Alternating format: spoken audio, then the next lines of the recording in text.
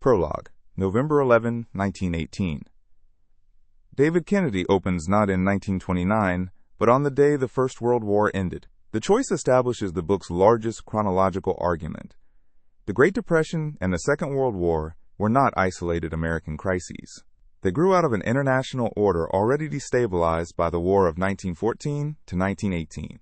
That earlier conflict had killed roughly 10 million soldiers, wounded about twice as many, destroyed empires, burdened governments with enormous debts, and left much of Europe politically and economically disordered. Kennedy therefore treats the period from the First World War through the end of the Second as a connected age of upheaval. He introduces several figures who would dominate the next quarter century. Adolf Hitler, recovering in a military hospital when Germany capitulated, interpreted defeat not as the result of military exhaustion, but through the conspiratorial mythology that later became central to Nazism. Winston Churchill celebrated victory but understood that Britain and Europe had paid a terrible price. Joseph Stalin was already practicing revolutionary coercion in the Russian Civil War. Franklin Roosevelt, then Assistant Secretary of the Navy, had experienced war mostly from the vantage point of an energetic civilian administrator and retained a comparatively romantic conception of national power.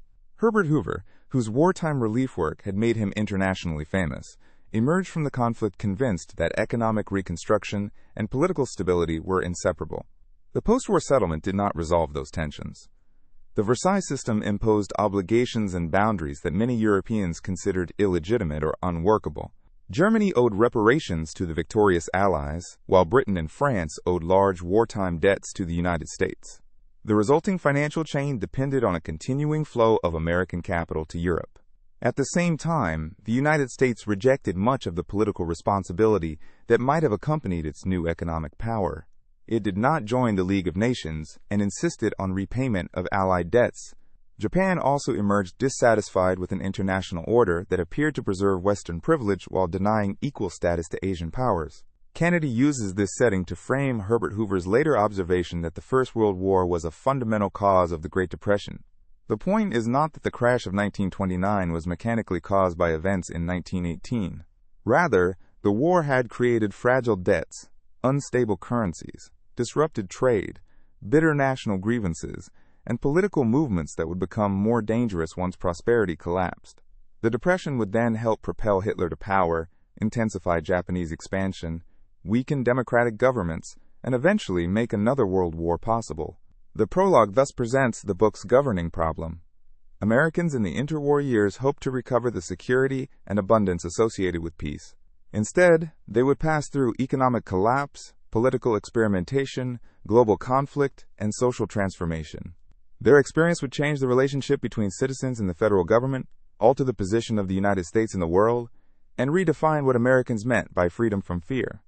Kennedy's use of individual biographies in the prologue also establishes a recurring method. Large structures matter, but historical outcomes still pass through human institutions and personalities. Hitler turns personal humiliation into a political creed.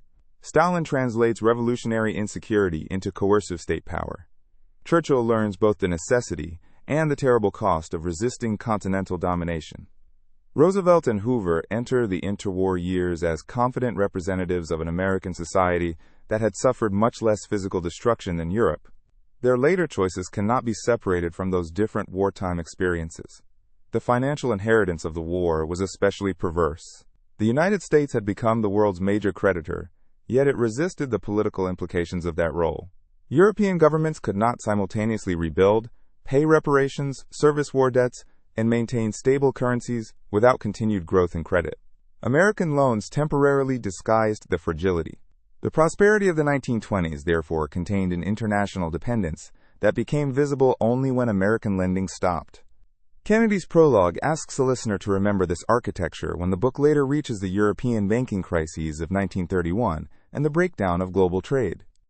The title Freedom from Fear is also foreshadowed here. The fear Kennedy follows is not only battlefield fear, it is the fear generated when institutions no longer provide predictable economic, political, or physical security. The sequence from war to depression and back to war is thus a story about how democracies respond when ordinary people conclude that established arrangements cannot protect them. One further implication of the prologue is that the United States entered the interwar era in a uniquely favorable material position. Its territory had not been devastated, its industrial plant remained intact, and wartime finance had shifted the country from debtor toward creditor status. This asymmetry helps explain both American confidence in the 1920s and European resentment of American financial demands. It also helps explain why the United States would later possess resources large enough to become the arsenal of the anti-Axis coalition. Kennedy therefore avoids a purely national history. Decisions made in Washington about debt repayment, tariffs, gold, and lending affected Europe, just as European banking failures and political extremism later returned to affect Americans. The book's two halves, Depression and War, are joined by this circulation of economic and political shocks across borders. Chapter 1. The American People on the Eve of the Great Depression. Kennedy begins his domestic narrative by describing a United States that was already modern in some respects, but remained deeply divided by region, race, occupation, and access to economic security. The population reached about 123 million by 1930. Decades of immigration had filled industrial cities with people from Southern and Eastern Europe. Roughly 1 American in 10 was foreign-born, and many more were the children of immigrants. Yet the country was still far from fully urban or industrial. 44% of Americans lived in rural places, and about 1 worker in 5 still depended directly on agriculture. That agricultural population had been in crisis long before Wall Street crashed. Wartime demand had encouraged farmers to expand acreage, borrow, and invest. When European agriculture recovered after 1918, prices fell sharply. Cotton, corn, wool, and other commodities lost much of their wartime value.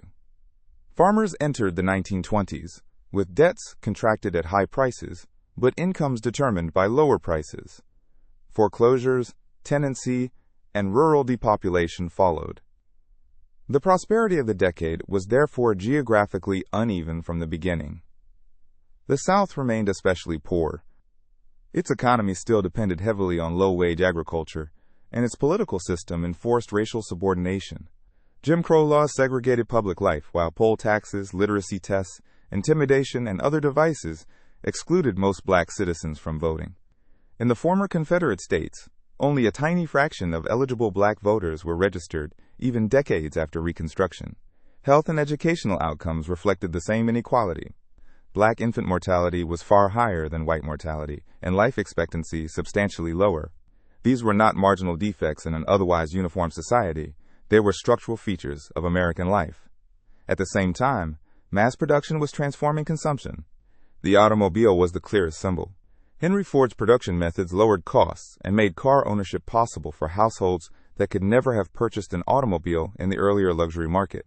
The wider logic of Fordism was that increasingly productive factories could generate abundance only if consumers possessed enough purchasing power to buy what industry produced. Yet the distribution of income increasingly favored profits and higher earners. Business tried to bridge the gap through advertising and consumer credit. Installment buying made cars, radios, appliances, and other goods accessible before households had accumulated the full purchase price. General Motors created its financing arm in 1919 and spent heavily on national advertising. Kennedy emphasizes the insecurity beneath this consumer culture. Organized labor was weak. Employers used injunctions, company unions, anti-union contracts, and other devices to limit collective bargaining. Millions of workers had little protection against dismissal, illness, old age, or unemployment. Women participated in the wage economy in growing numbers, but they were concentrated in teaching, clerical work, domestic service, textiles, and other occupations marked by lower pay and restricted advancement. Married women in particular faced strong social pressure to withdraw from paid employment, although that norm was already eroding. Education was expanding quickly. High school enrollment had multiplied several times since the beginning of the century, extending adolescence and creating a more literate industrial workforce. Yet social provision remained overwhelmingly local or private. The federal government was tiny by later standards. Its spending amounted to only a few % of national output. Defense, interest on the public debt, and veterans benefits consumed much of the budget. President Calvin Coolidge could plausibly suggest that most citizens would scarcely notice if much of the federal apparatus disappeared. Politically, the Republican Party dominated national elections. Many Americans associated Republicans with prosperity, managerial competence, and business growth. But the apparent boom concealed weaknesses. Automobile production had begun to level off by the middle of the decade. Residential construction peaked in 1925. The Florida land boom collapsed in 1926. Inventories accumulated as the decade ended. Agriculture remained depressed, and purchasing power was distributed too unevenly to sustain unlimited consumption. The stock market became the most visible expression of confidence. Rising corporate profits, bank lending, and call loans fed speculation. Yet Kennedy cautions against imagining that the entire population gambled on Wall Street. Only a small minority directly owned stocks. The crash that began in October 1929 was therefore not itself identical to the Great Depression. The market collapse damaged wealth, expectations, banks, and investment, but the Depression would become catastrophic only through a sequence of failures in production, banking, credit, international finance, and policy. Kennedy closes the chapter by returning to ordinary households. A factory worker might have had a relatively good wage, a car purchased on installments, and hopes of buying a house. That modest security was real. It was also fragile. The economic system on which it rested was about to fail on a scale that almost nobody anticipated. The chapter's description of the 1920s also complicates the later mythology of a universally prosperous jazz age. Productivity rose rapidly, and new consumer goods genuinely improved daily life, but benefits were not evenly shared. Rural communities, coal regions, textile towns, black Southerners, and many recent immigrants stood outside the most celebrated prosperity. Because these groups already possessed little financial cushion, they entered the Depression with fewer resources to absorb unemployment or falling prices. Industrial growth created its own vulnerabilities. Mass production factories required high volume to keep unit costs low. When sales slowed, firms could respond by cutting output and workers, which further reduced household income and sales. Installment credit helped sustain consumption during prosperity, but debt payments became fixed obligations once wages disappeared. A car or radio purchased on time represented modern abundance in one year and a burden in the next. Kennedy also draws attention to the political weakness of labor before the New Deal. Union membership had declined after the First World War. Courts readily issued injunctions against strikes, and employers used blacklists, private guards, company unions, and contracts requiring workers not to join unions. The federal government's limited labor role helps explain why the Wagner Act later appeared so revolutionary. The New Deal did not merely add another program. It reversed assumptions about whether workers could call on national law to protect collective action. The same comparison applies to welfare policy. Before 1929, unemployment was treated largely as a private, family, charitable, or local problem. There was no national unemployment insurance, no Social Security pension, no federal deposit insurance, and no permanent federal relief administration. When the Depression arrived, Americans did not simply lack money. They lacked institutions capable of socializing risk across the nation. Regional inequality also shaped what national recovery would require.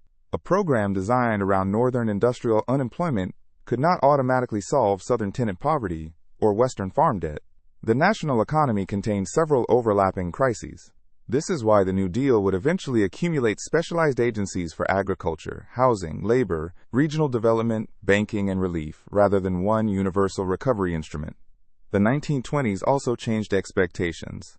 Families who had experienced electricity, automobiles, radios, installment buying, and rising educational opportunity did not interpret the Depression as a normal return to older living standards. Modern abundance had become visible. Mass unemployment, therefore, appeared not as evidence that scarcity was unavoidable, but as evidence that a productive system capable of plenty had somehow ceased to function. Chapter 2. Panic. Herbert Hoover entered the presidency in March 1929 with an extraordinary reputation. He was not a conventional laissez-faire politician. Trained as a mining engineer, enriched in international business, and celebrated for organizing humanitarian relief during and after the First World War, Hoover believed in expertise, voluntary cooperation, and an active but carefully limited federal role. He saw modern economic life as a system that could be coordinated through associations of business, labor, agriculture, and government without abandoning private enterprise. One of his first priorities was agriculture. The Agricultural Marketing Act of 1929 created a federal farm board with substantial funds to encourage cooperatives and stabilize commodity markets. Hoover hoped organization could give farmers bargaining power and smooth price fluctuations. But the scale of the coming collapse overwhelmed such measures. After the stock market crash, Hoover initially treated the downturn as a severe but manageable recession. That judgment was not absurd in late 1929. The United States had experienced a sharp post-war recession in 1920 and 1921 and recovered rapidly. Hoover convened business leaders and urged them to maintain wages and investment. He encouraged state and local governments to accelerate public works. He also increased federal construction spending. Kennedy stresses that this was more interventionist than the caricature of Hoover as a president who simply did nothing. The deeper limitation was institutional capacity. In 1929, the federal government spent only about 3% of gross national product. State and local governments together spent far more, and private construction dwarfed federal public works. Washington did not possess the administrative machinery, welfare programs, or fiscal scale later generations would take for granted. Hoover's reliance on voluntary business action and local relief reflected ideology, but it also reflected the governmental structure he inherited. The economy nevertheless deteriorated rapidly. In 1930, tens of thousands of businesses failed. Gross national product fell by more than 12%. Automobile and steel production collapsed. Unemployment rose into the millions. Yet the downturn still seemed to many observers like a cyclical contraction that would bottom out on its own. The banking system changed that calculation. American banking was fragmented among thousands of institutions, many small and poorly diversified. When banks feared deposit withdrawals or losses, each tried to protect itself by calling loans and accumulating liquidity. Individually, this behavior appeared prudent. Collectively, it contracted credit, forced asset sales, deepened deflation, and damaged otherwise viable borrowers. The system lacked mechanisms strong enough to stop the panic. The Federal Reserve might have acted more forcefully as lender of last resort, but leadership was weak after the death of Benjamin Strong, the influential head of the Federal Reserve Bank of New York. The decentralized reserve system hesitated while banks failed. By the end of 1930, what had begun as a recession was taking on a more dangerous character. Politics also complicated action. Democrats expected to benefit from the economic collapse in the coming elections, and had little incentive to share responsibility for controversial remedies. Their campaign strategist, Charles Michelson, helped attach Hoover's name personally to the Depression. The president became both policymaker and symbol of failure. Kennedy's portrait is therefore more complicated than a morality play in which an indifferent president refused obvious solutions. Hoover did act, and some of his measures anticipated the New Deal. But his faith in voluntarism, balanced institutions, and limited federal relief proved inadequate to a crisis that was destroying the very private organizations on which his strategy depended. Worse still, the American collapse was about to merge with a European financial crisis rooted in the unresolved legacies of the First World War. Hoover's early response was shaped by his concept of associative action. He believed government could summon major economic actors, persuade them to cooperate, generate information, and support useful investment without replacing private decision-making. His famous conferences with industrialists after the crash were consistent with that philosophy. He urged employers to maintain wages, hoping to avoid the downward spiral that had characterized older depressions. For a time, many firms publicly complied, but as sales collapsed, they cut hours, payrolls, and eventually wage rates. This helps explain why Kennedy treats the early Hoover record with more sympathy than popular memory usually does. The president's actions were historically unusual, yet they remained too dependent on institutions that were themselves failing. Voluntary wage maintenance could not survive a prolonged collapse in revenue. State governments could not sustain construction when tax receipts disappeared. Charities could not replace tens of billions of dollars of lost national income. The first banking panic also exposed a weakness in American federalism. Branch banking was restricted in many states, so thousands of local banks were tied closely to one community or agricultural region. A crop price collapse or local business failure could therefore destroy a bank that lacked geographic diversification. When depositors saw neighboring institutions close, rational fear spread. The resulting withdrawals turned liquidity problems into solvency problems. The Federal Reserve's failure was not simply that officials did nothing.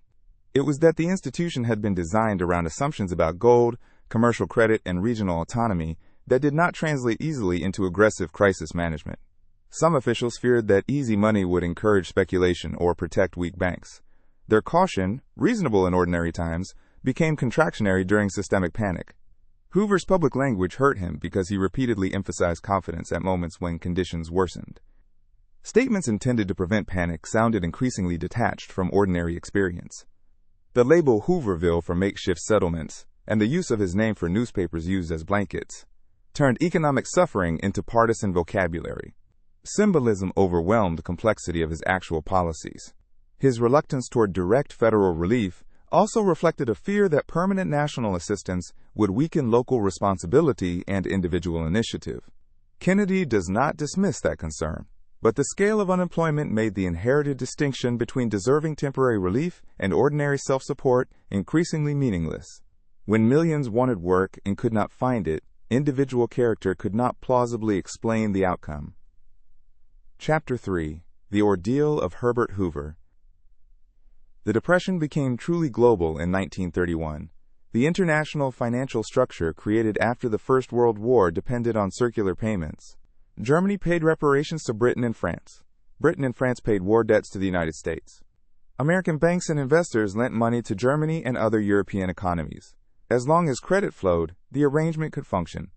Once American lending contracted, every link became vulnerable. Bank failures in Austria and Germany triggered a European crisis. Hoover proposed a temporary moratorium on intergovernmental debts and reparations, hoping to stop the chain reaction. But political distrust prevented a durable settlement. Britain abandoned the gold standard in September 1931, signaling the breakdown of the old monetary order. International trade shrank dramatically, and countries increasingly turned toward tariffs, exchange controls, imperial preference, and economic nationalism. The shock returned to the United States. American banks held significant claims on Central Europe. After Britain left gold, depositors and investors became more anxious about the dollar and the banking system. Hundreds of American banks failed within weeks. More than 2,000 failed during 1931. Each closure destroyed deposits, reduced credit, and intensified the public's desire to hold cash. By early 1932, unemployment exceeded 10 million and approached one-fifth of the labor force. In some industrial cities, the proportion was far higher. Part-time work and shortened hours spread the damage beyond those officially counted as unemployed. Black workers, often the last hired and first fired, suffered especially severe losses.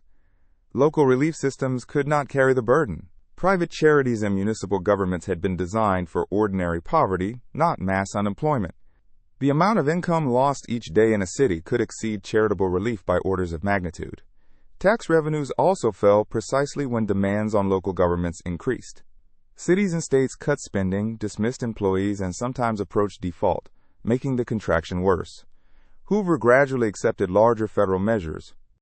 The Reconstruction Finance Corporation, created in early 1932, lent money to banks, railroads, and other institutions in an attempt to prevent systemic collapse.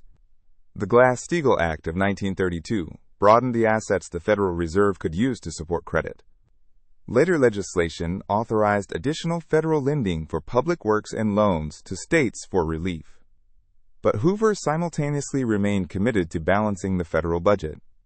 The deficit had become enormous by the standards of the era, approaching 60% of federal expenditures. The Revenue Act of 1932 therefore raised taxes sharply.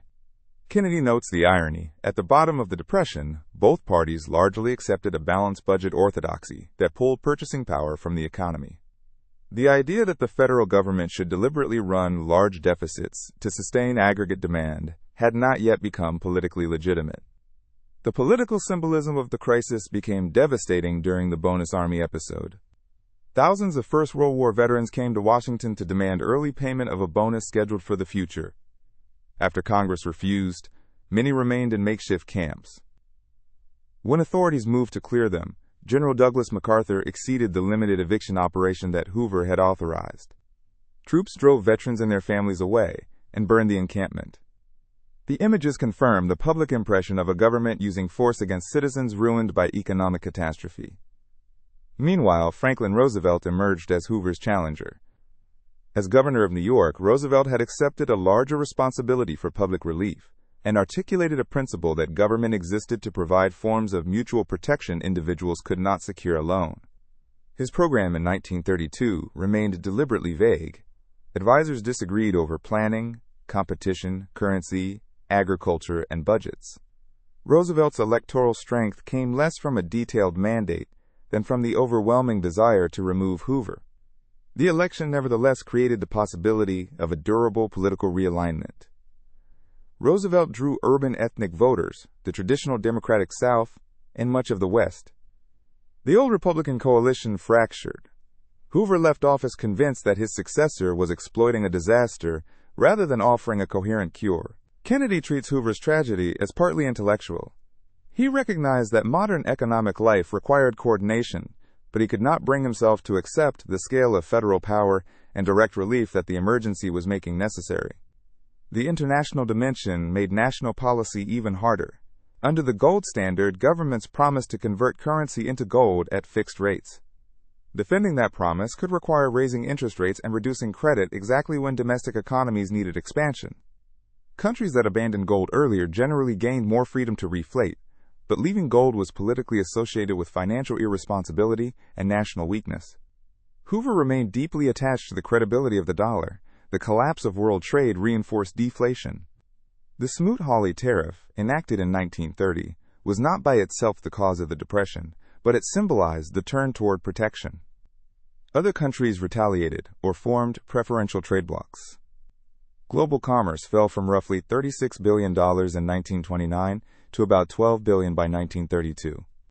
Export industries lost markets, debtor countries lost foreign exchange, and the international payment system became even less workable. The Reconstruction Finance Corporation illustrated both Hoover's innovation and his political problem.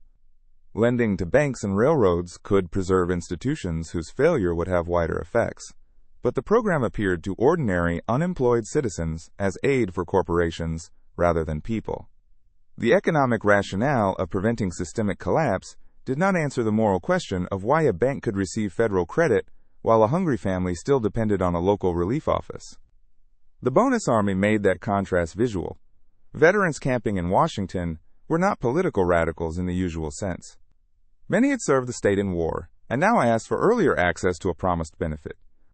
The violent clearing of their camps became a symbolic ending to Hoover's presidency, because it condensed years of frustration into a single image of distance between federal authority and suffering citizens. The Depression also undermined international political moderation. Governments facing unemployment and falling trade became less willing to sacrifice domestic interests for international agreements. Debtor countries demanded relief, creditor countries defended contracts, and tariff barriers multiplied. The international system had no central authority capable of coordinating a response comparable to the national authority Roosevelt would later build within the United States. Hoover's experience demonstrates the political difficulty of aiding institutions during a panic. Economically, saving a bank can protect thousands of depositors and borrowers. Politically, the intervention can look like a gift to bankers. The New Deal would become more successful at translating systemic rescue into popular legitimacy by pairing financial stabilization with visible programs for homeowners, farmers, workers, and the unemployed. Chapter 4. Interregnum. The 4 months between Roosevelt's election in November 1932 and his inauguration in March 1933 were among the most dangerous in American economic history. The old constitutional calendar left Hoover in office, while a president-elect with no formal authority prepared to take power. During those months, the banking crisis intensified, states declared bank holidays, gold left the country, and confidence in the financial system approached collapse. Hoover repeatedly asked Roosevelt to cooperate on international debts, banking, and the gold standard. He hoped joint statements would reassure markets and bind the incoming administration to policies Hoover considered essential. Roosevelt refused. Kennedy interprets this not simply as partisan obstruction, but as a strategic decision. Roosevelt did not want to inherit responsibility for Hoover's international and monetary commitments before he could choose his own course. He was increasingly convinced that domestic recovery had to take priority over preserving the old international financial order. The contrast between the two men was striking. Hoover possessed a disciplined engineering mind, intended to pursue a policy once he had decided that logic supported it. Roosevelt was more experimental. He invited conflicting advisors, absorbed incompatible arguments, postponed decisions, and sometimes allowed different policies to coexist until circumstances forced a choice. Critics saw inconsistency. Kennedy sees a political and administrative style unusually suited to a crisis in which nobody possessed a proven formula. Roosevelt's advisors reflected the ideological confusion of the moment. Members of the Brain Trust, such as Adolph Burl and Rexford Tugwell, believed concentrated industry required planning and public coordination.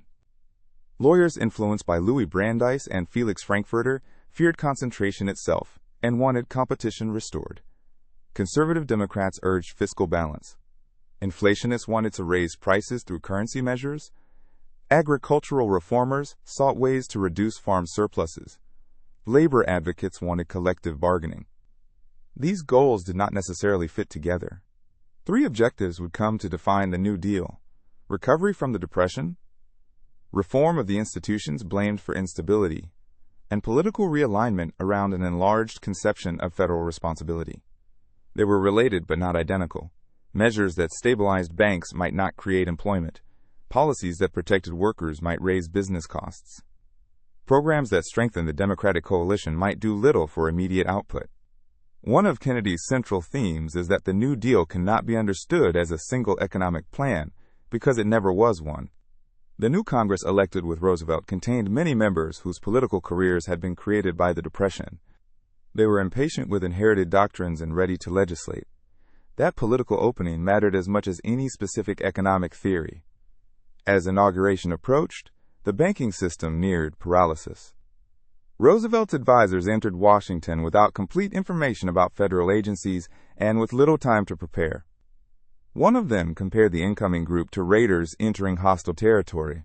The crisis would force decisions before theories were settled.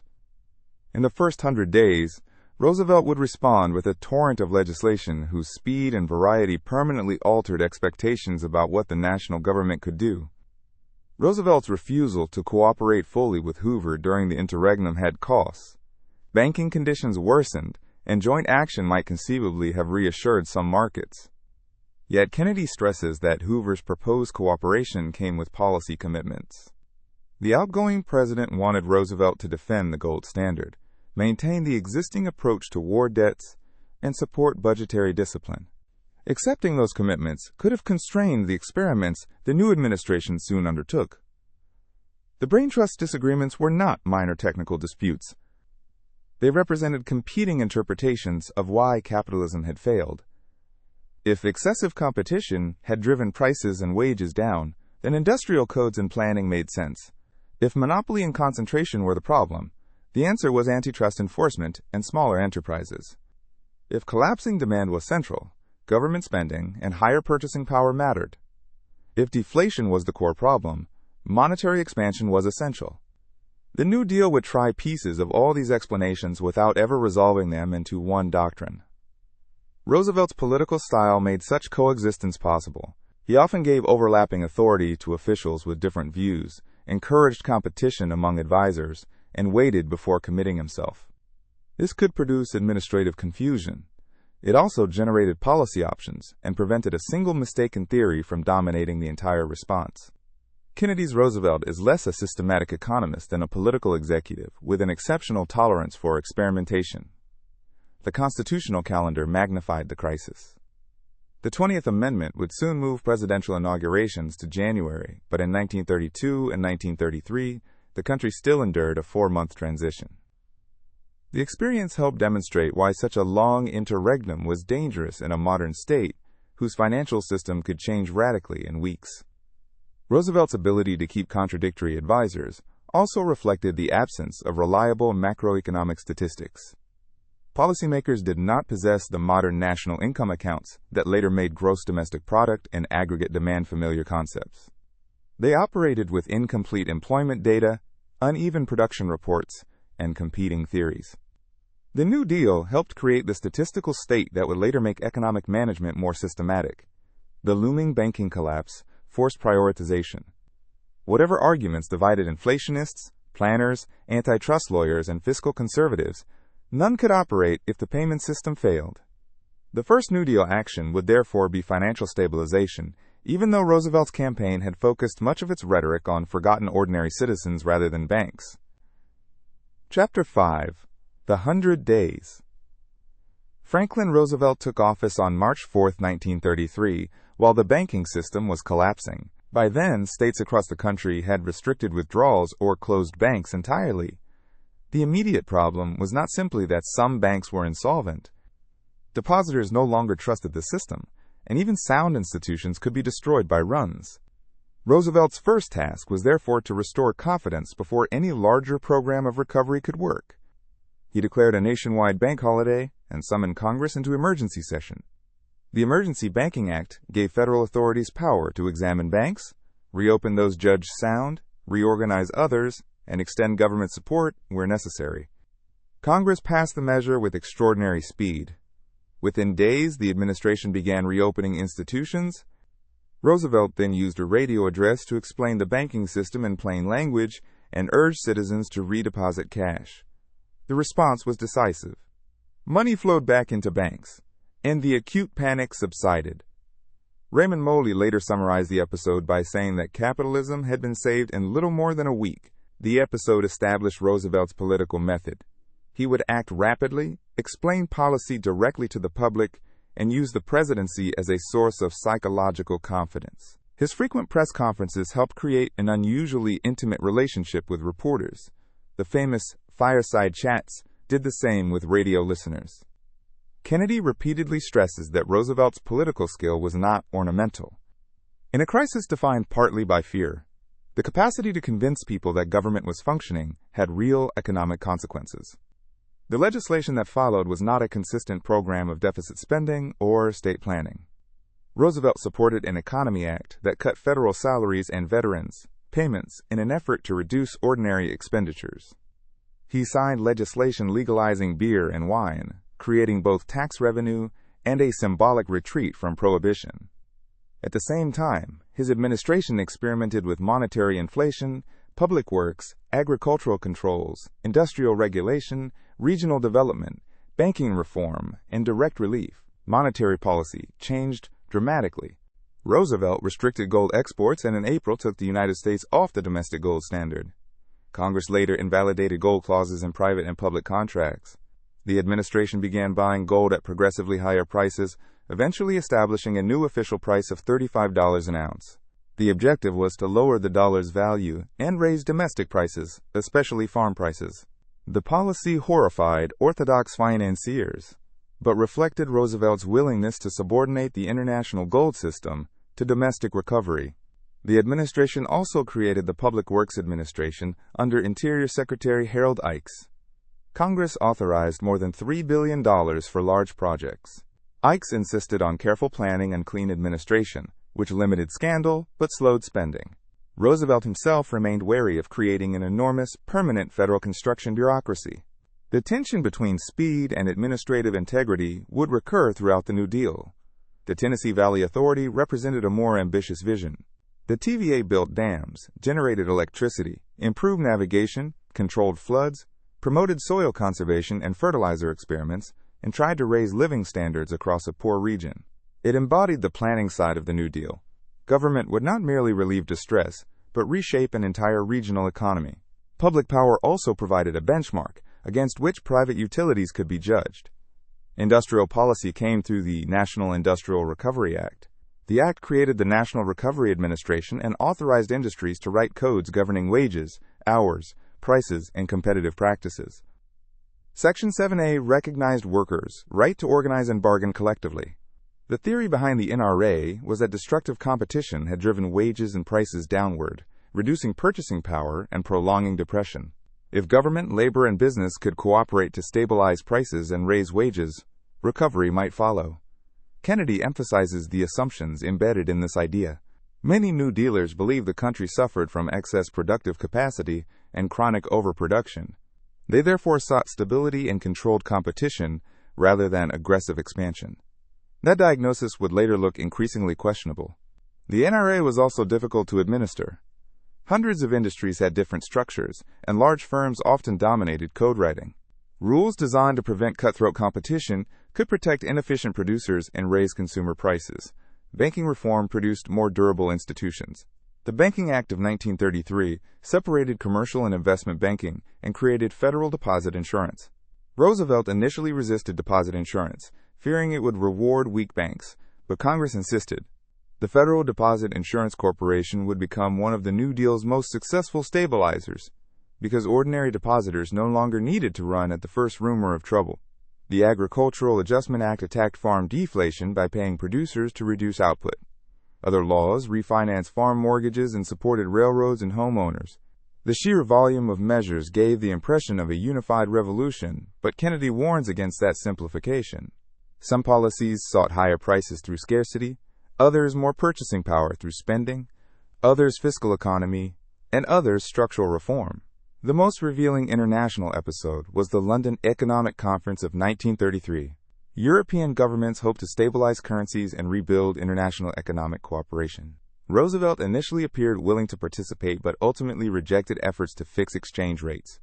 His message to the conference stunned delegates. Domestic recovery, he declared in effect, mattered more than defending a particular international value of the dollar. The conference collapsed. Kennedy treats the decision as consequential. Roosevelt escaped the constraints of gold and gained freedom to pursue domestic reflation. But the United States also helped accelerate a world movement toward national economic blocs, just as Germany and Japan were becoming more aggressive. The first 100 days, therefore, displayed both the energy and the limits of the New Deal. Roosevelt had stopped the immediate banking panic and transformed political expectations, but he had not yet discovered how to restore full employment. The bank rescue reveals an important New Deal pattern. Radical-looking action often served conservative institutional goals. Closing every bank in the country was unprecedented, yet the objective was to preserve private banking, not nationalize it. Federal examination separated viable institutions from hopeless ones, and government backing restored confidence in a system still largely privately owned. Roosevelt was willing to use extraordinary public power to save rather than replace capitalism. The same ambiguity surrounded industrial recovery. The NRA's Blue Eagle campaign encouraged consumers to patronize firms complying with codes and turned economic policy into a mass civic project. Businesses displayed the symbol, parades celebrated cooperation, and Roosevelt presented recovery as something employers, workers, and consumers could accomplish together. But the code soon became extraordinarily detailed. Small firms complained that large corporations dominated the process. Consumers faced higher prices. Labor discovered that the promise of collective bargaining was often stronger than actual enforcement. Agricultural policy was equally dramatic. In a country where people were hungry, the government paid farmers to reduce production and in some cases destroyed crops or livestock. The moral appearance was troubling, but the economic logic was that farm prices had collapsed because output exceeded effective demand.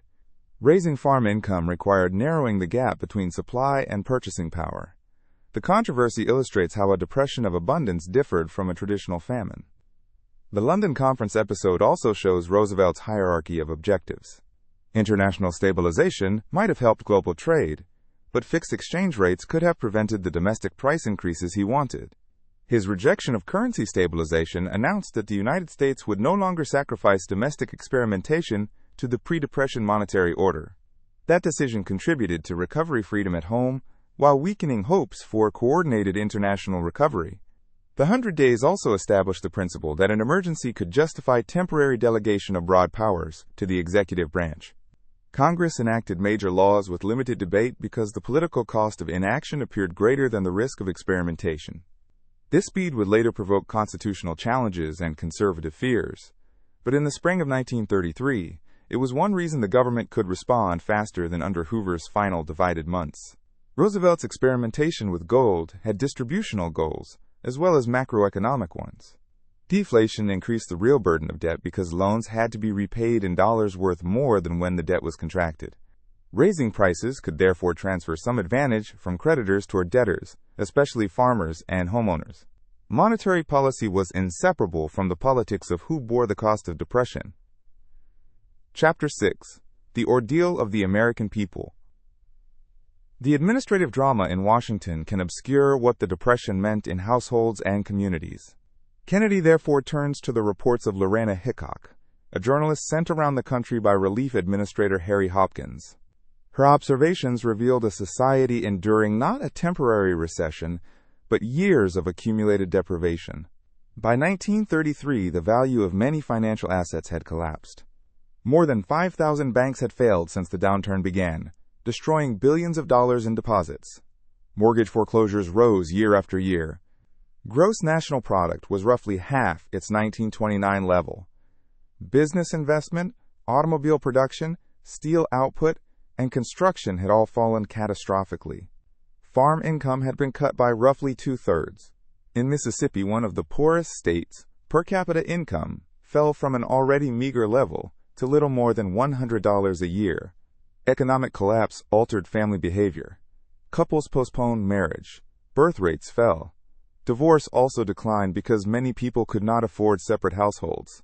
Unemployment damaged the traditional authority of male breadwinners and placed new burdens on women who stretched food, took in sewing or boarders, or searched for whatever paid work remained. Young people stayed in school longer or drifted in search of jobs. Families doubled up with relatives. Hunger and malnutrition appeared in a country capable of producing enormous agricultural surpluses. The statistical losses were immense.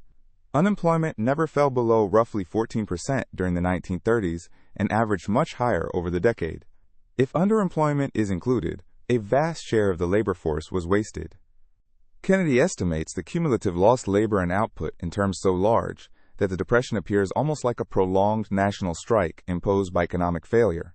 Federal relief expanded, but Roosevelt remained ambivalent about direct employment. The Civil Works Administration, created in late 1933 under Hopkins, put more than 4 million people to work within weeks. They repaired roads, schools, parks, and public facilities. The program demonstrated that Washington could create jobs quickly. It also frightened Roosevelt with its cost and with the possibility that millions of citizens would become permanent federal employees. He terminated it in the spring of 1934. The NRA was meanwhile failing to generate recovery. Its public works arm spent too slowly, and its industrial codes proved cumbersome. Large firms often shape codes to protect market position. Price floors could reduce consumption. Employers evaded labor provisions. The program assumed that restriction and coordination could solve what was increasingly recognizable as a collapse of demand. Yet the NRA did have one powerful unintended effect. Its promise of collective bargaining encouraged workers to organize, raising expectations that would later reshape American labor relations. Hickok's reports also revealed how uneven suffering was. Rural poverty, black poverty, Mexican-American poverty, and industrial unemployment took different forms. Some communities had no tax base capable of supporting relief. Others resisted helping outsiders or minorities. The federal state was therefore not simply expanding because Roosevelt desired expansion. Local institutions were failing under burdens they had never been designed to bear. By the end of 1934, recovery remained weak. Millions remained unemployed, and critics on both right and left concluded that Roosevelt's experimentation had not solved the central problem. The political pressure created by that failure would push the administration toward a second wave of reforms in 1935. Kennedy's social statistics make clear why relief policy was politically transformative. When unemployment persists for a few months, people can use savings, relatives, or temporary charity. After several years, those buffers disappear. Families sell assets, exhaust credit, postpone medical care, and lose housing. Local tax systems deteriorate because unemployed people buy less, and property values fall. The longer the Depression lasted, the less plausible it became to describe relief as a short-term local responsibility. Hopkins understood this cumulative damage. His preference for work relief was partly economic, but also psychological. Long-term idleness could destroy skills, confidence, family relationships, and social status. Federal jobs were intended to maintain employability and self-respect as well as income. Roosevelt shared the concern, but feared that a permanent federal workforce would become politically and fiscally entrenched. The chapter also highlights an asymmetry in suffering. Professionals with savings might experience the Depression as reduced consumption. An industrial worker could lose the family's only cash income. A tenant farmer who already lived near subsistence could face hunger. A black worker might confront both unemployment and explicit discrimination in relief or hiring. National averages therefore conceal very different experiences of the same economic contraction. The failure of the NRA to produce recovery gradually weakened the idea that prosperity could be restored mainly by coordinating existing producers. If consumers lacked money, higher administered prices could actually reduce sales. The later shift toward social insurance, work relief, and labor bargaining power reflected a growing recognition that security and purchasing power had to be built from the household upward, not only managed at the industry level. The Depression's cultural effects also mattered. Shame often accompanied unemployment because American ideology associated work with personal worth. Men sometimes left home, rather than face families they could no longer support. Communities developed rituals for stretching food and clothing, while children absorbed anxieties that shaped attitudes toward saving for the rest of their lives. The Depression generation's later reputation for thrift emerged from lived insecurity rather than abstract preference. Relief administrators had to decide how much aid was enough. Payments that were too low preserved hunger. Payments that approached private wages might be accused of discouraging job search. The same tension shaped WPA wage rules later. The New Deal was inventing national social policy in real time, without accepted standards for what citizens were entitled to receive from government. Chapter 7. Chasing the Phantom of Recovery. The countryside provided some of the most visible evidence that the Depression had roots deeper than Wall Street. Hickok encountered farmers and tenants living without electricity, plumbing, adequate medical care, or reliable cash income. Many rural households earned less than $1,000 a year. Sharecroppers, both white and black, lived at levels that exposed the persistence of near-feudal conditions in parts of the South. The Great Plains crisis made the connection between poverty and environmental misuse especially stark. Years of plowing marginal land, combined with drought and wind, produced the Dust Bowl. The disaster was partly natural and partly the result of agricultural practices encouraged by earlier high prices and expansion. New Deal conservation programs would therefore become not merely relief measures, but attempts to reorganize land use. Roosevelt's monetary experiment also continued. The administration bought gold at rising prices before fixing the official price at $35 an ounce. The dollar fell sharply against gold, but the hoped-for general rise in domestic prices was limited. John Maynard Keynes, who corresponded with Roosevelt and commented publicly on the New Deal, was skeptical of the gold-buying scheme. Kennedy uses the episode to illustrate how uncertain policymakers remained about the mechanism of recovery. Agriculture produced clearer gains. The Agricultural Adjustment Administration paid farmers to reduce acreage and livestock production. By restricting supply and transferring federal payments to producers, the AAA helped raise commodity prices. Cotton, wheat, and corn recovered substantially from their depression lows, and net farm income rose. The parity ratio, measuring farm purchasing power relative to an earlier base period, improved markedly. But these gains were distributed unequally. Landowners generally controlled AAA contracts and payments. When acreage was taken out of production, landlords often dismissed tenants and sharecroppers who had worked the land. Federal money could therefore strengthen owners while displacing the poorest rural families. Reform-minded lawyers inside the AAA, including Jerome Frank and others, tried to protect tenants. Their efforts brought them into conflict with agricultural administrators who depended politically on Southern landowners and farm organizations. The dissidents were eventually removed. This episode is important to Kennedy because it demonstrates a recurring boundary of the New Deal. Roosevelt was willing to regulate markets and distribute federal resources on an unprecedented scale, but he usually avoided direct confrontation with entrenched local power, especially the white Southern elite that remained essential to the Democratic Party. Agricultural reform could therefore improve farm income without dismantling the social hierarchy of the rural South. Opposition grew from several directions. Conservatives organized around groups such as the American Liberty League and accused Roosevelt of attacking property and constitutional government. Some liberals complained that he had compromised too much with business. Millions of unemployed workers had little reason to celebrate farm price stabilization or banking reform. The 1934 congressional elections nevertheless strengthened Roosevelt. Instead of suffering the usual midterm losses, Democrats gained seats.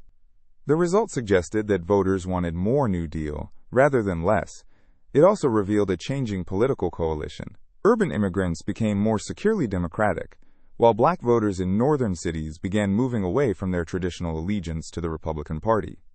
In 1934, Arthur Mitchell became the first black Democrat elected to Congress. The administration interpreted the election as permission to go further. Hopkins and other New Dealers believed a rare political opportunity had arrived. The next stage would focus less on emergency improvisation and more on creating durable systems of social insurance, labor rights, employment, and economic regulation. The Dust Bowl broadens the chapter beyond farm prices. New Deal agencies treated erosion, water use, and settlement patterns as public problems, because private decisions on one farm could impose costs across an entire region. Soil conservation districts, shelter belts, resettlement, and water projects reflected the belief that federal planning could correct environmental damage created by market incentives and earlier expansion. The policy was therefore as much about the physical foundation of agriculture as about commodity prices.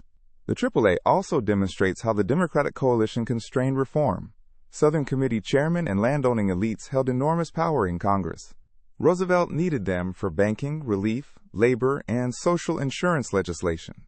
An aggressive federal attack on tenancy and racial hierarchy could have shattered that alliance. The price of national reform was often deference to local social systems. Kennedy repeatedly returns to this bargain because it explains why the New Deal could transform economic citizenship while leaving Jim Crow largely intact. Farm policy succeeded partly because it transferred income rather than merely offering credit. Earlier stabilization efforts had tried to support markets while preserving normal production. The AAA accepted that the federal government would directly pay producers to alter behavior. That precedent made agricultural policy one of the most durable areas of federal intervention long after the emergency ended. Farm recovery also had an international dimension. American farmers had expanded during the First World War, partly because Europe could not produce normally. Once global agriculture recovered, world supply increased and export demand weakened. The problem was therefore not merely inefficient American farmers, but a structural adjustment in world commodity markets. Protectionism could shield some prices, but could not recreate vanished foreign demand. New Deal agricultural agencies responded by combining acreage control, credit, conservation, research, and rural infrastructure. This breadth made the Department of Agriculture one of the most sophisticated arms of the federal state. Rural America became a major field in which national planning was normalized. Chapter 8. The Rumble of Discontent. Early 1935 was politically dangerous precisely because the New Deal had achieved enough to revive expectations, but not enough to restore prosperity. Roughly 1 worker in 5 remained unemployed. Citizens who had initially given Roosevelt time were becoming impatient.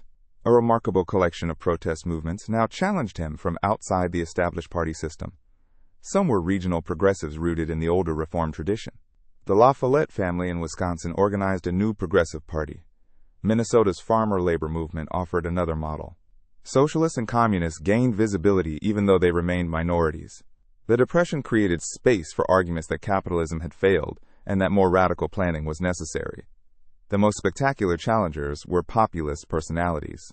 Father Charles Coughlin used radio to reach a national audience. Once supportive of Roosevelt, he turned against the administration and attacked bankers, monetary orthodoxy, and concentrated financial power.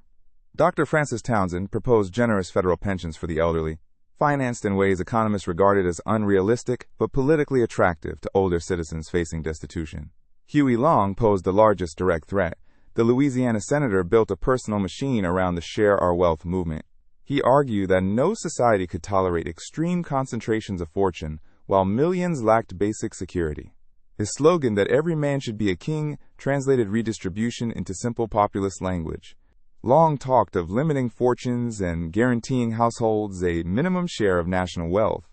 His organization claimed millions of members. Roosevelt's political advisors took Long seriously.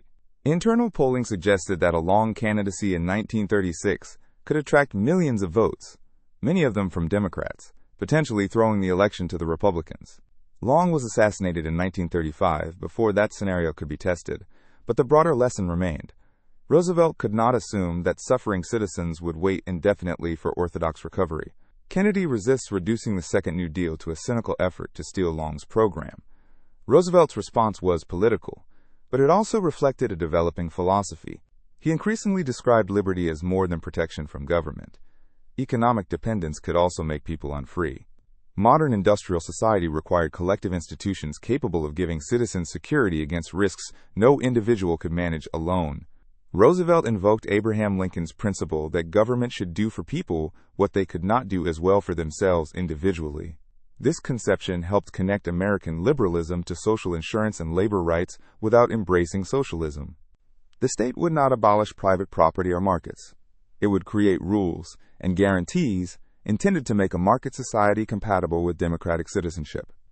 The major reforms taking shape included Social Security, a permanent work relief system, stronger labor protections, further regulation of finance and utilities, and new taxes aimed symbolically at large fortunes.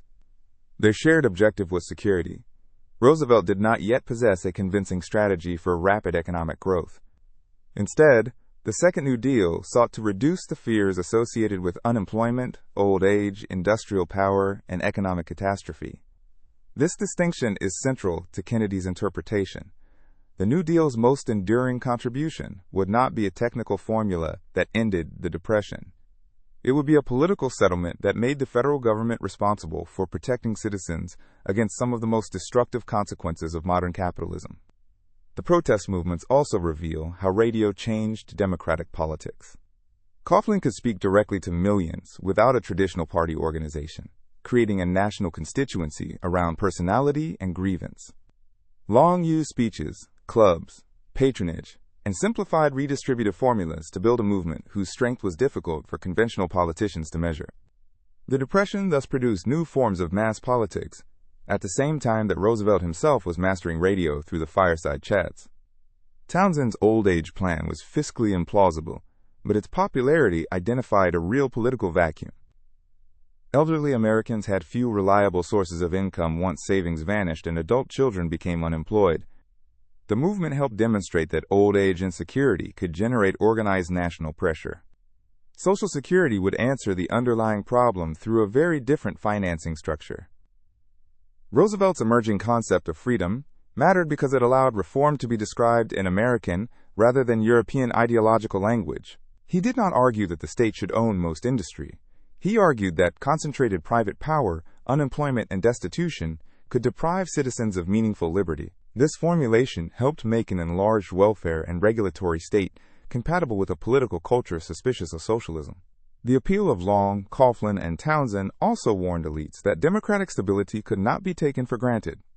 Their followers were not necessarily committed to dictatorship, but they were willing to abandon conventional party programs for sweeping promises delivered by charismatic leaders. Roosevelt's strategy was to absorb the legitimate demand for security while isolating proposals he considered demagogic or fiscally destructive. This is why the Second New Deal had both reformist and defensive qualities. It expanded government in order to preserve a democratic capitalist system whose legitimacy had been damaged. Social insurance and labor rights were instruments of social peace as well as justice. Chapter 9.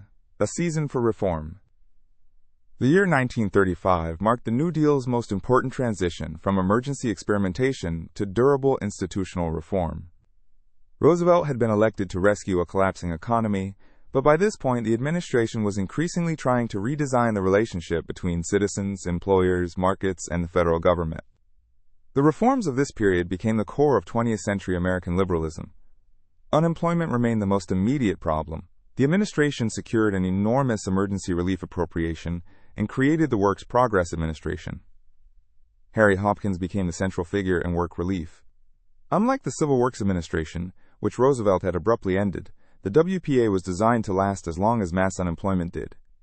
Its objective was not simply to distribute money. Roosevelt and Hopkins believed that able-bodied people should have the dignity and social discipline of work, rather than remain indefinitely on a dole. The projects ranged from roads, bridges, public buildings, parks, and airports, to cultural programs employing writers, artists, musicians, actors, historians, and researchers. The WPA never employed every unemployed American, and its wages were intentionally below prevailing private wages, so that workers would leave when private jobs became available. Yet it became one of the largest employers in the country, and a visible symbol of the new federal responsibility for unemployment. The second great reform was Social Security. Secretary of Labor Frances Perkins, the first woman to hold a cabinet position, had spent decades thinking about industrial risk.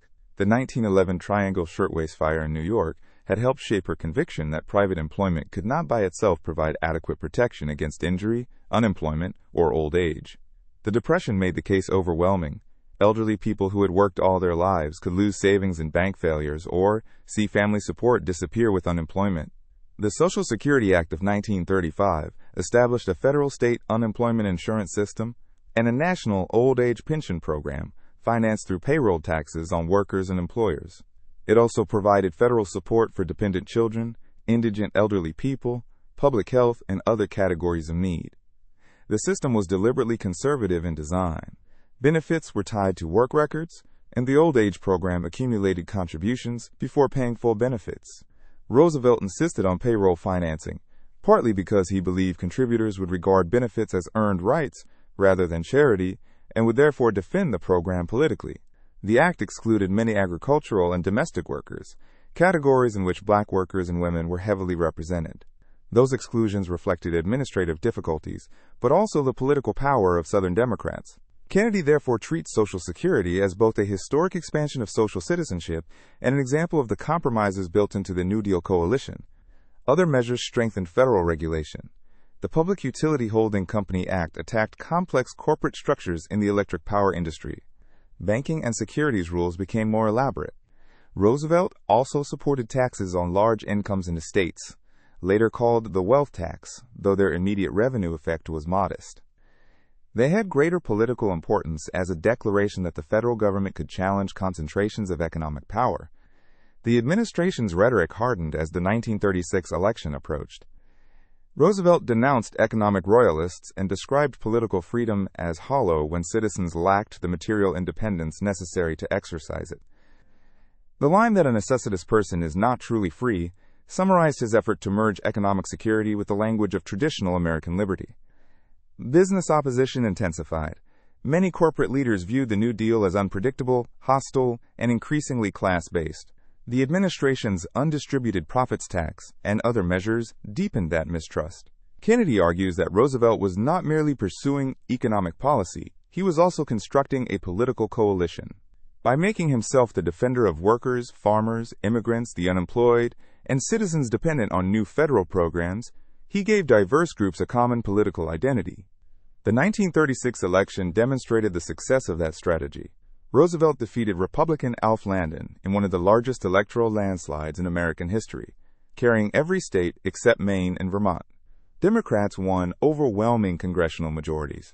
The result confirmed the New Deal coalition as the dominant force in national politics. The federal presence in daily life was now unmistakable. Deposit insurance protected bank accounts. Mortgage programs helped homeowners refinance. Agricultural payments reached farmers. WPA checks reached unemployed workers. Social Security promised future pensions. The national government still remained small by later standards, but citizens increasingly understood Washington as an institution with responsibilities for economic security. Roosevelt used his second inaugural address in 1937 to insist that the work was unfinished. He famously described one-third of the nation as ill-housed, ill-clad, and ill-nourished. Kennedy sees this as the moral center of the Second New Deal. The standard by which government should be judged was no longer simply whether the economy generated wealth, but whether ordinary citizens possessed a minimum level of security and dignity. The Works Progress Administration also became a laboratory of federal administrative capacity. Washington set broad rules, but projects were often designed and supervised locally. That combination allowed the program to employ millions while building infrastructure that communities actually used. It also exposed the WPA to accusations of patronage. Roosevelt's opponents charged that relief jobs were being converted into Democratic votes, a criticism that contained enough truth to remain politically potent, even though the projects produced tangible public assets. Social Security's payroll tax design had macroeconomic consequences. Contributions began before full retirement benefits were paid, meaning the program initially withdrew purchasing power during a weak recovery. That choice reflected Roosevelt's political insistence on contributory finance, rather than Keynesian demand management. The same feature later helped make Social Security politically resilient, because workers regarded themselves as contributors with earned claims. The Act's categorical structure also shaped the future welfare state. Old age insurance became a broadly legitimate earned benefit, while assistance to dependent children remained means-tested and locally administered. Different categories of need therefore acquired different political reputations. Kennedy's account shows how institutional design in 1935 continued to influence American debates for generations. The 1936 landslide gave Roosevelt enormous formal power but also concealed tensions inside the coalition. Northern urban workers, black voters beginning to shift Democratic, Western farmers, white Southerners, immigrants, and progressive professionals did not share a single ideology. They agreed mainly that the federal government under Roosevelt was more responsive to their interests than the Republican alternative. Holding them together required constant political balancing. Social Security initially excluded not only many black workers but large numbers of women who worked in domestic service or agriculture. Because eligibility followed occupational categories, formally race-neutral rules could reproduce racial inequality. Later amendments expanded coverage, but the original design demonstrates how national programs inherited the social structure of the economy they regulated. The WPA's cultural programs left a different legacy. Writers recorded oral histories, including narratives of formerly enslaved people. Artists created murals and posters. Theater companies brought performances to communities with little access to professional drama. These projects generated controversy over politics and spending, but they also produced an archive of Depression-era American life that survived the emergency. Chapter 10. Strike. The New Deal's transformation of labor relations was among its most consequential achievements. Economic recovery accelerated between 1935 and 1937, but unemployment remained high. At the same time, workers gained new legal rights and confidence. The result was one of the greatest waves of union organization in American history. The decisive legal measure was the National Labor Relations Act, commonly called the Wagner Act. It guaranteed workers the right to organize, bargain collectively, and choose representatives through elections supervised by the National Labor Relations Board. Employers were forbidden from a range of unfair labor practices, including firing workers for union activity or creating sham company unions to block independent organization. The Wagner Act gave legal form to expectations that had first been raised by Section 7A of the National Industrial Recovery Act. Even before the new law was securely enforced, workers interpreted federal policy as an invitation to organize. Strikes spread through major industries. The labor movement itself was divided.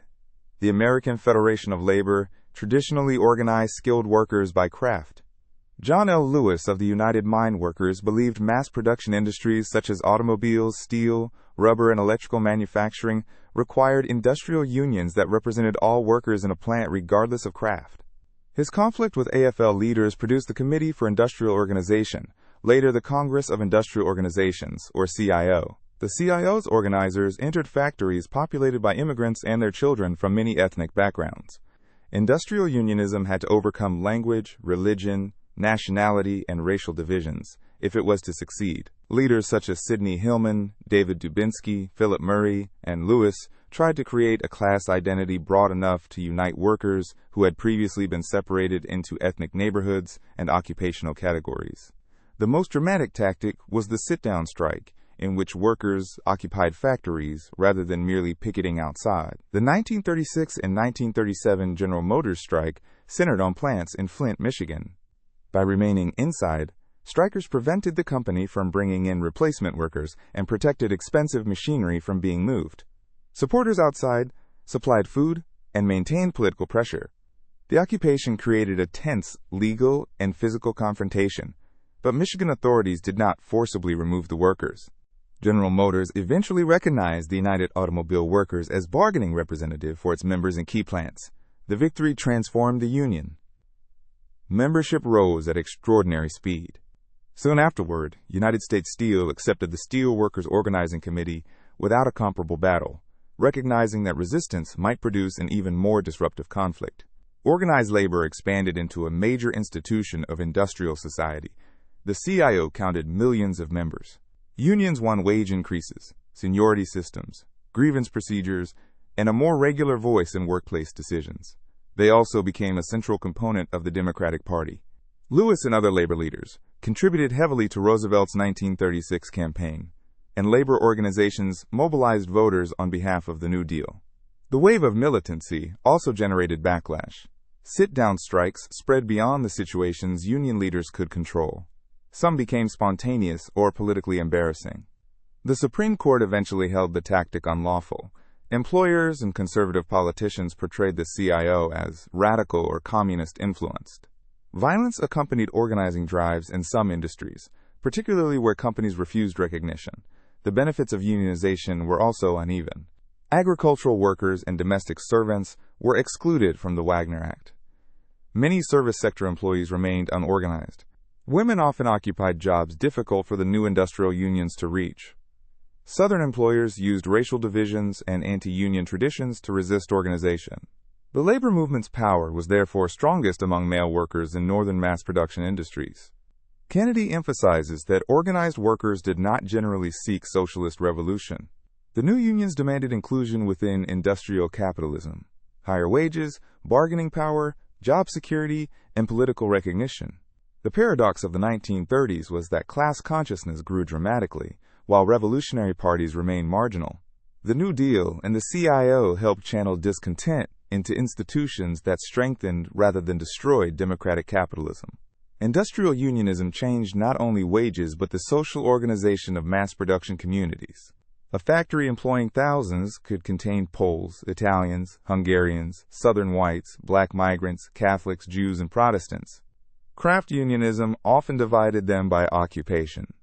The CIO's industrial model had to build institutions that crossed those lines. Union halls, newspapers, grievance committees, and political education created a shared organizational life beyond the factory floor.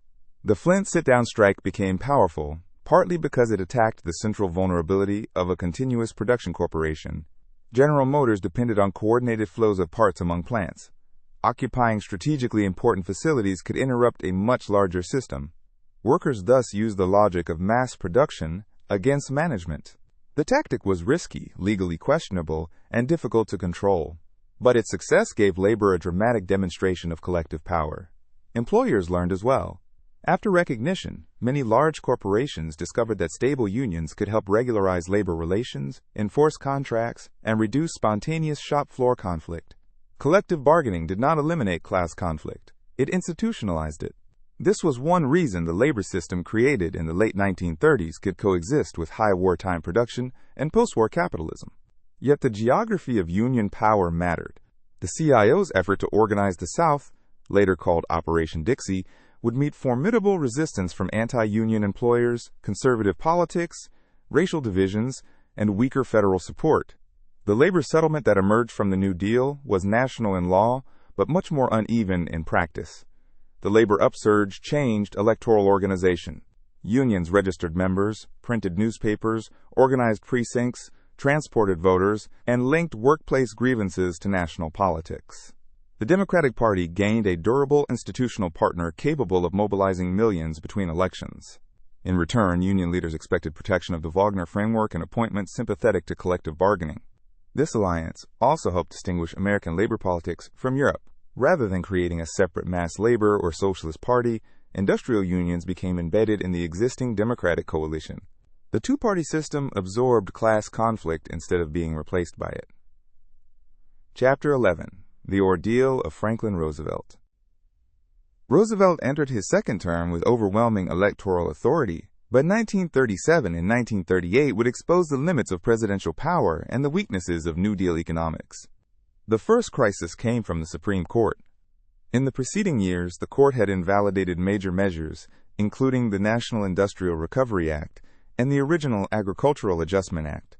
Several justices also appeared hostile to minimum wage laws and other forms of economic regulation. Roosevelt responded with his judicial reorganization plan. The proposal allowed the president to appoint an additional justice for each sitting justice above a certain age who did not retire, up to a larger maximum court. Roosevelt presented the measure partly as an effort to help overworked elderly judges. Few observers believed that explanation. The obvious purpose was to create a court majority more sympathetic to New Deal legislation. The proposal provoked a political rebellion, including among Democrats. Senators who had supported most of the New Deal feared an attack on judicial independence. Vice President John Nance Garner and other party leaders resisted. Roosevelt had badly misjudged how strongly Americans could support economic reform, while also defending established constitutional forms. Ironically, the court itself began changing direction while the battle was underway. In West Coast Hotel versus Parrish, it upheld a state minimum wage law.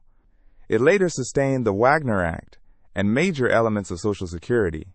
The so-called Constitutional Revolution of 1937 effectively accepted a much broader federal and state power to regulate economic life. Retirements would soon allow Roosevelt to appoint his own justices. He therefore won the constitutional result he wanted, while losing the political fight over court enlargement. The defeat damaged his prestige at the moment the economy entered another severe downturn. Industrial production had risen strongly since 1933, and unemployment had fallen, though it remained far above normal. Then in late 1937, production collapsed, and unemployment surged again. More than 2 million workers lost jobs in a short period. The event became known as the Roosevelt recession. Kennedy explains the downturn through both monetary and fiscal contraction.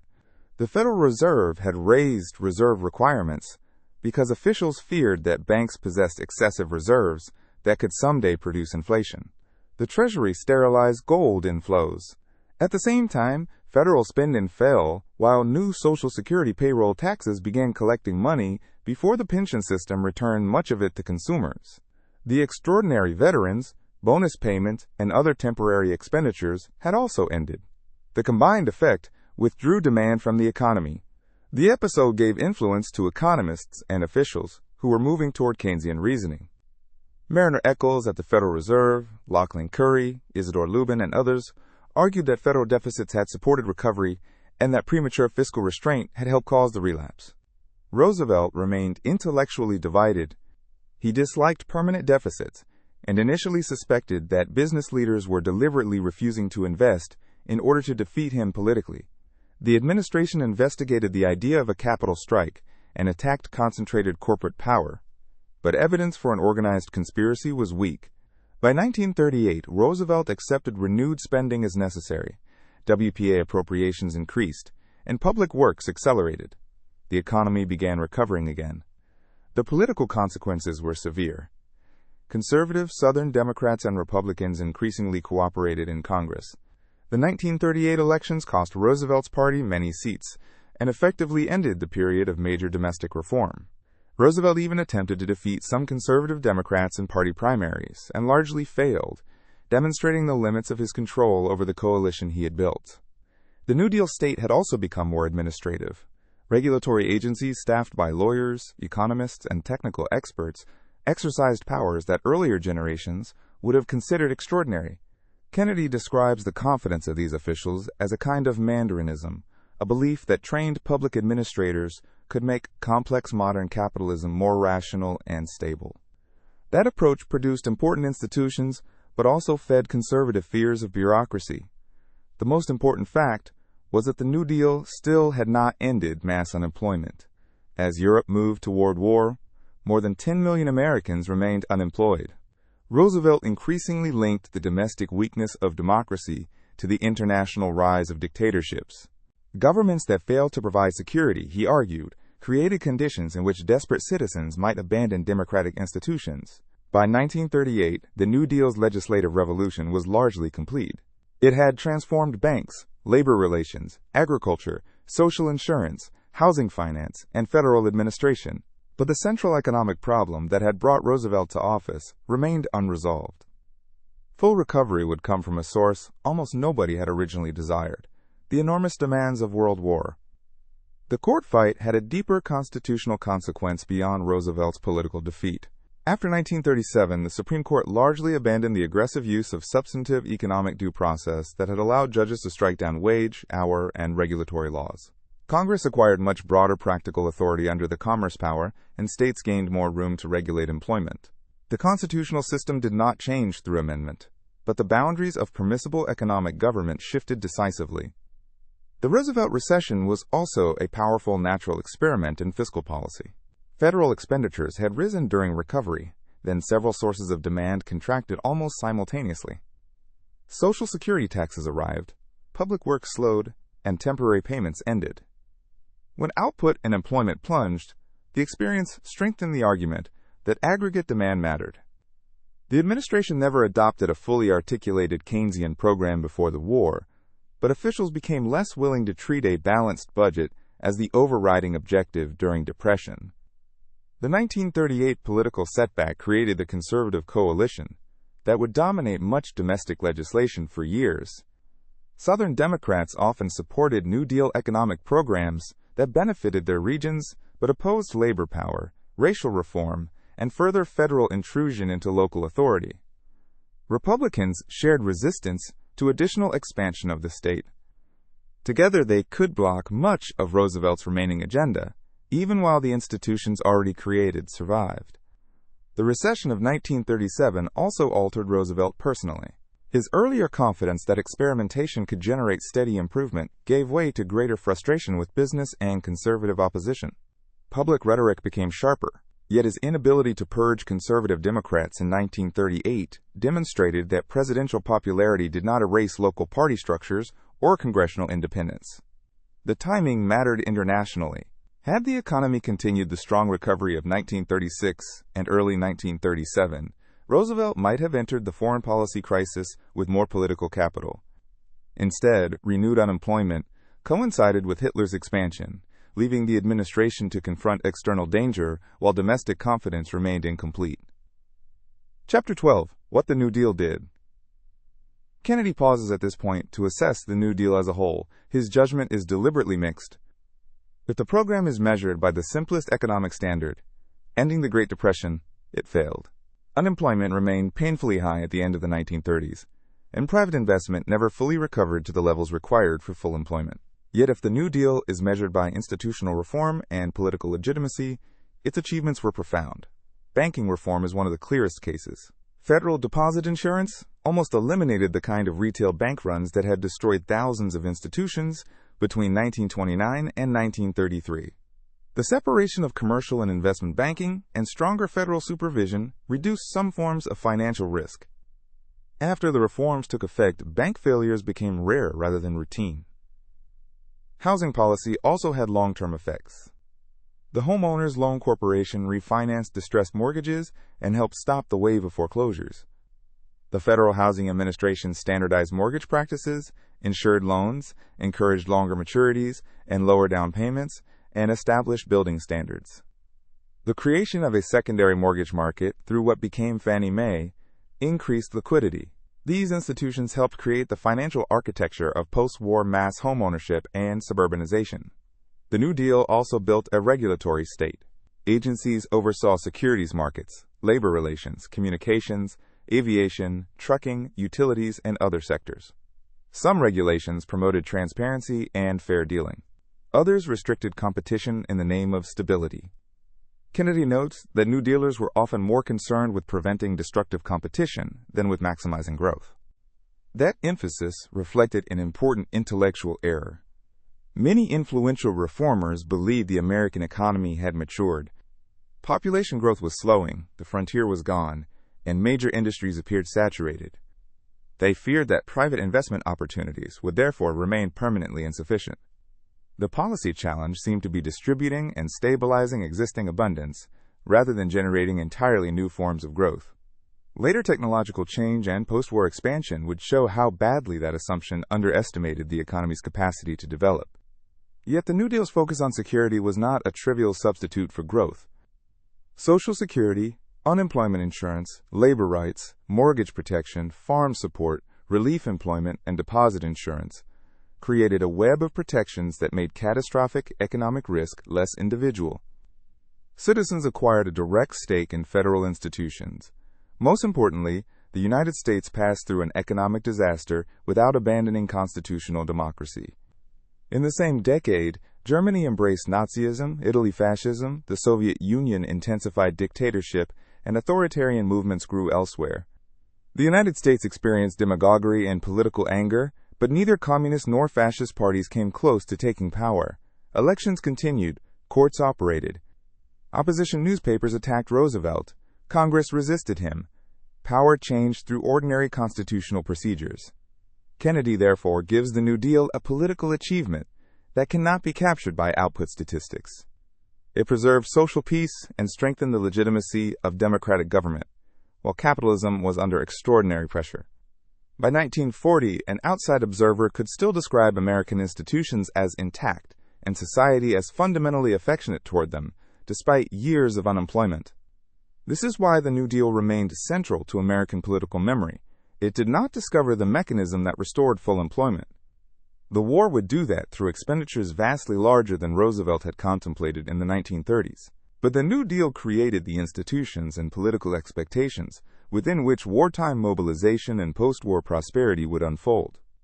Its deepest legacy was the promise that democratic government had a responsibility to protect ordinary citizens from fear generated by economic insecurity. Kennedy's assessment also distinguishes insurance from direct state ownership.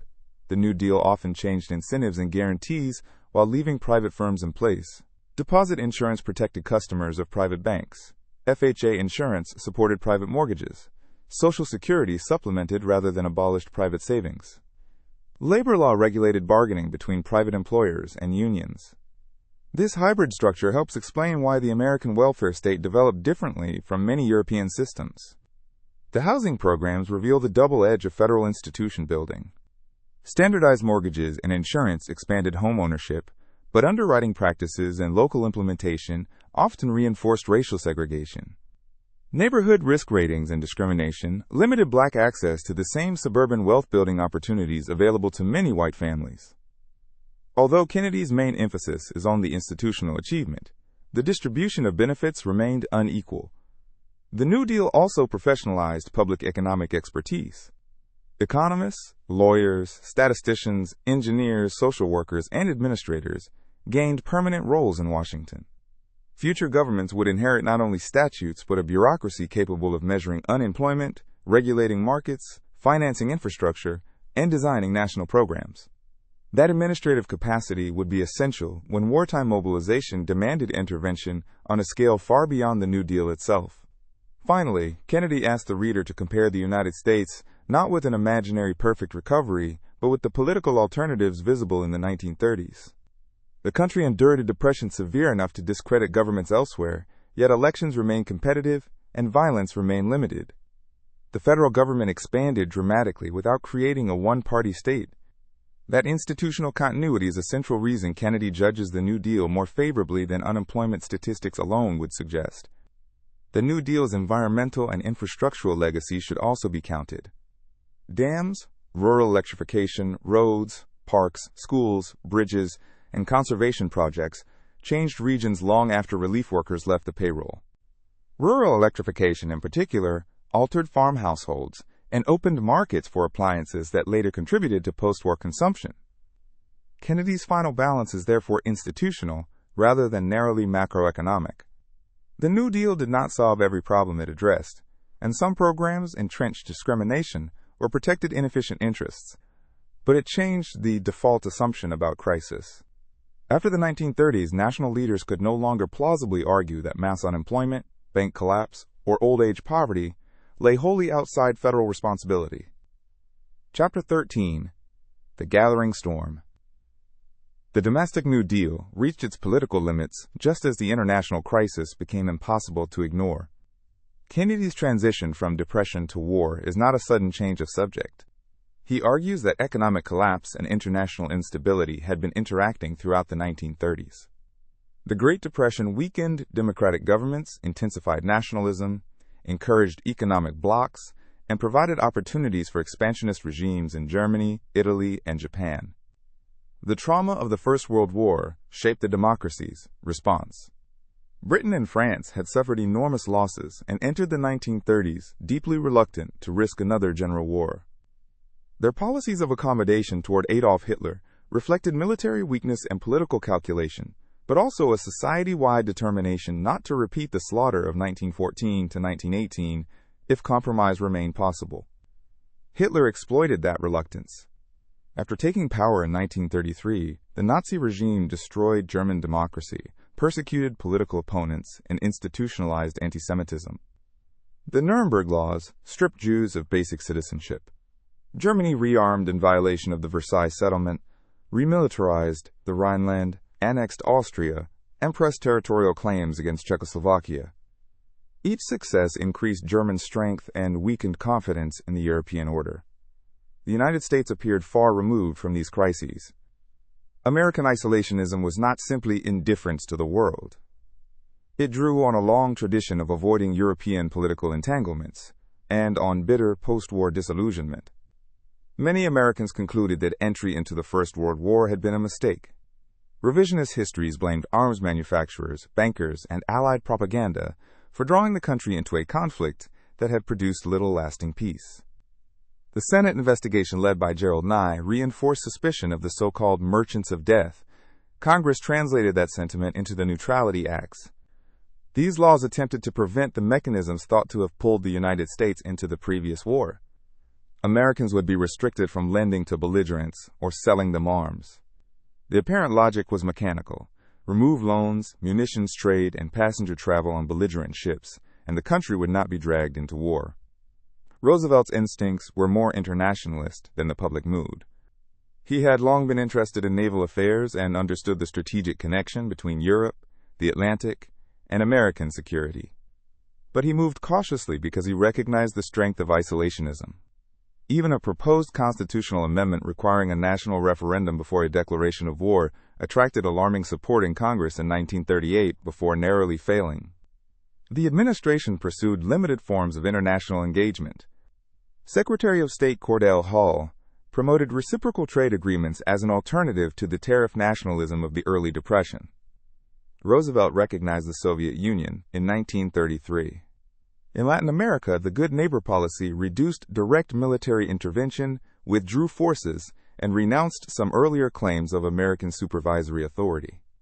These measures saw influence through diplomacy and trade rather than occupation. The global situation nevertheless worsened. Japan had occupied Manchuria in 1931 and expanded its war in China in 1937. Germany's territorial ambitions accelerated. Roosevelt's 1937 quarantine speech suggested that aggressive states might need to be isolated by peaceful collective action, but public reaction showed how little room he had for stronger measures. The refugee crisis exposed another limit. Nazi persecution drove Jews and other political refugees to seek escape, but American immigration law remained governed by restrictive quotas adopted in the 1920s. Depression-era fears about jobs, anti-Semitism, and general hostility to immigration made reform politically difficult. International conferences produced sympathy but few openings. Even proposals to admit refugee children encountered resistance. Kennedy presents this as a moral failure embedded in domestic political realities rather than as a problem Washington simply overlooked. The Munich settlement of 1938 allowed Hitler to take the Sudetenland from Czechoslovakia in exchange for promises of peace. When German forces occupied the rest of the Czech lands in March 1939, the claim that Hitler sought only national self-determination became untenable. Britain and France guaranteed Poland. Roosevelt exchanged public messages with Hitler, but diplomacy could not restrain him. On September 1, 1939, Germany invaded Poland. Britain and France declared war. Roosevelt understood immediately that the European crisis he had hoped to avoid had arrived. The United States was not yet a belligerent, and most Americans wanted to remain outside the conflict. But neutrality now had to be defended in a world in which the strategic balance was changing with extraordinary speed. Kennedy places particular weight on the interaction between American memories of 1917 and the neutrality legislation of the 1930s. The laws were designed as if the road to war could be blocked by controlling specific transactions. If loans, arms sales, and passenger travel had created pressure for intervention in the First World War, then banning those activities might preserve peace. The weakness of this reasoning was that it treated all wars and all belligerents as morally and strategically equivalent. A neutrality rule that denied arms to both an aggressor and its victim could strengthen the aggressor without keeping the United States safer. Roosevelt could see this problem, but lacked the political authority to resolve it. His quarantine speech in Chicago in 1937 proposed that peaceful nations collectively isolate those spreading the contagion of war. The hostile reaction persuaded him to retreat. The episode taught him that foreign policy had to move with public opinion, or at least not too far ahead of it. This lesson helps explain the incremental strategy he later used to aid Britain. Japan's expansion presented a parallel problem outside Europe.